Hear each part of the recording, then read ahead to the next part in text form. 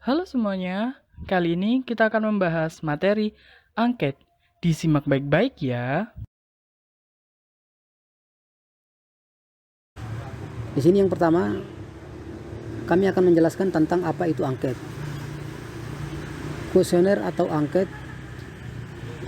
adalah suatu daftar yang berisi pertanyaan atau pernyataan yang harus dijawab atau dikerjakan oleh responden atau orang anak yang ingin diselidiki. Dengan kuesioner dapat diperoleh fakta-fakta atau opini-opini itu sendiri. Bagian yang kedua yaitu pada umumnya di dalam kuesioner ada dua bagian pokok antara lain. Yang pertama adalah bagian yang mengandung data identitas. Bagian yang mengandung data identitas merupakan bagian yang mengandung tentang keadaan diri orang atau anak yang kena kuesioner tersebut. Misalnya nama, tanggal lahir, jenis kelamin, bangsa, agama, dan lain-lain. Yang kedua, bagian yang mengandung pertanyaan-pertanyaan yang ingin diperoleh jawabannya. Bagian yang mengandung pertanyaan, fakta, atau opini merupakan bagian yang mengandung pertanyaan-pertanyaan untuk mendapatkan fakta atau opini tersebut. Terima kasih.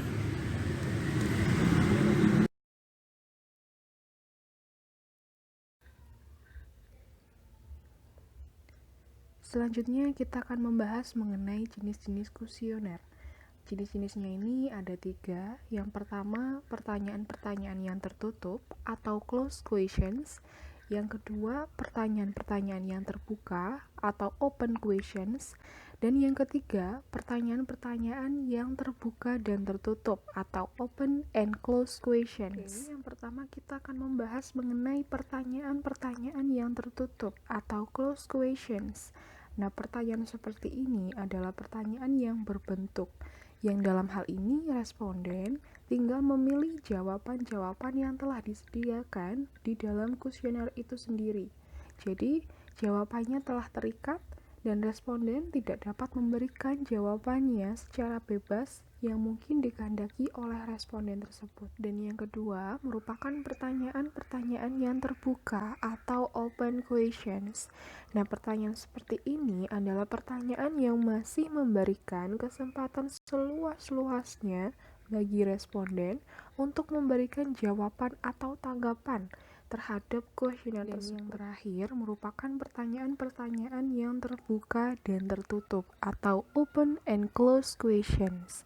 Nah, pertanyaan seperti ini merupakan percampuran kedua macam pertanyaan sebelumnya.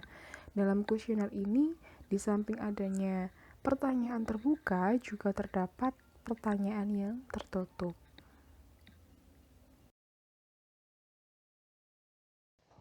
Hal-hal yang harus diperhatikan dalam kuesioner yang pertama, penggunaan kuesioner. Penggunaan kuesioner ini harus dalam keadaan atau situasi yang setepat-tepatnya. Nah, sebelum menggunakan kuesioner, kita harus menentukan tujuan kuesioner itu sendiri, baik tujuan yang bersifat umum maupun tujuan yang bersifat khusus. Nah, yang ketiga ada kerangka kuesioner. Nah, di sini secara umum ada 5 poin penting dalam kerangka kuesioner, seperti mengidentifikasi data, lalu pengajuan kerjasama, lalu petunjuk pengisian, bagian inti kuesioner, dan yang terakhir klarifikasi informasi. Nah, hal yang harus diperhatikan selain kerangka kuesioner adalah penyusunan pertanyaan. Nah, di sini pertanyaan harus jelas dan mudah dimengerti, dan pertanyaan jangan sampai double. Pertanyaan itu juga harus konkret atau tegas. Nah, pertanyaan jangan sampai menimbulkan pertanyaan lagi, dan jangan sampai pertanyaan itu menimbulkan hal-hal yang memalukan. Nah, lalu hal yang harus diperhatikan yang kelima ada kategori pertanyaan. Nah, di sini ada beberapa jenis pertanyaan yang umum digunakan adalah pertanyaan terbuka, lalu pertanyaan dikotomis, ada juga pertanyaan berskala, pertanyaan pilihan ganda, dan pertanyaan tertutup. Nah, lalu hal-hal yang harus diperhatikan dalam kuesioner yang terakhir adalah pengecekan angket. Apabila telah tersusun kuesioner, maka dapat dilakukan koreksi atau mengeceknya lagi untuk memeriksa kemungkinan adanya item yang perlu diperbaiki, baik mengenai kata-kata maupun kalimat-kalimatnya. Sehingga dengan langkah-langkah ini diharapkan akan diperoleh kuesioner yang lebih baik lagi. Yang selanjutnya yaitu keuntungan dan kelemahan metode kuesioner.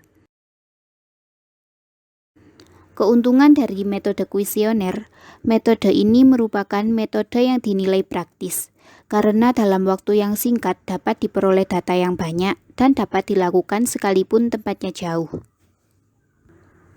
Selain praktis, metode ini juga ekonomis, terutama dalam segi tenaga.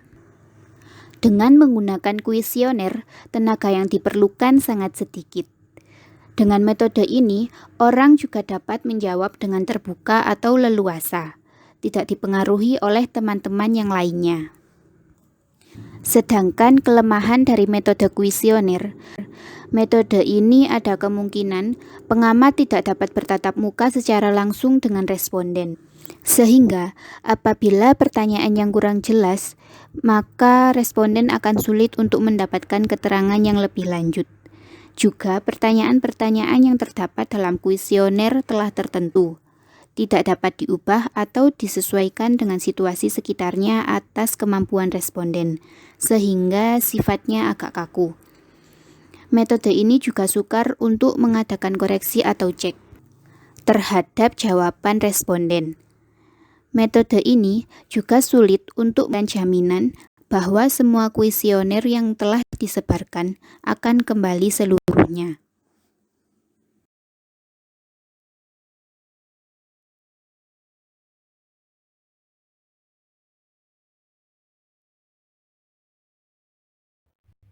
Sekian penjelasan angket dari kelompok kami.